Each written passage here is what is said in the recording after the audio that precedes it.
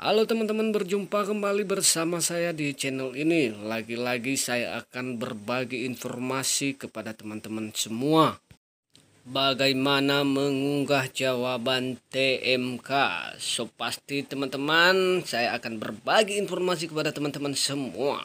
Sebelum teman-teman melanjutkan menonton video ini, buat teman-teman yang baru pertama bergabung di channel ini, jangan lupa subscribe, like, komen, dan share supaya teman-teman yang lain tahu informasi terbaru dari channel ini. Buat teman-teman yang sudah subscribe, terima kasih supportnya. Tetap bersama saya di informasi-informasi berikutnya. Seperti biasa, kita login menggunakan Google Chrome. Masukkan NIM, lalu masukkan sandi pengguna, lalu masukkan link yang sudah disediakan oleh UT seperti tmk.ut.ac.id,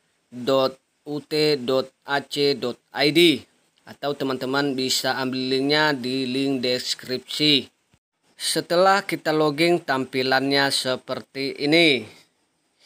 Lalu teman-teman pilih garis 3 di pojok kiri atas. Setelah klik garis 3 di atas, lalu pilih menu pelaksanaan.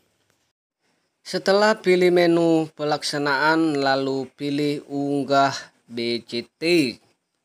Seterusnya pilih daftar mata kuliah atau jawaban BJT yang akan diunggah. Seperti tampilan di atas, kita pilih mata pelajaran yang akan kita unggah jawabannya. Contohnya saya unggah jawaban mata kuliah PKN atau kode mata kuliahnya MKWU 4109. Lalu pilih unggah BJT dalam format PDF maksimal 2 MB, atau langsung saja pilih tanda icon plus. Maka kita pilih file di mana kita menyimpan jawaban dalam bentuk file PDF. Di sini saya menyimpannya di WPS Office, tetapi tergantung teman-teman di mana menyimpan filenya. Seperti contoh di atas ada Drive dan lain sebagainya. Setelah diklik, lalu muncul file atau tugas yang sudah kita simpan dalam bentuk PDF.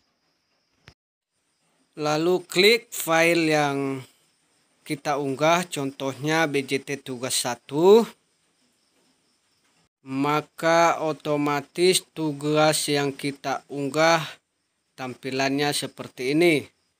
Lalu teman-teman klik unggah BJT.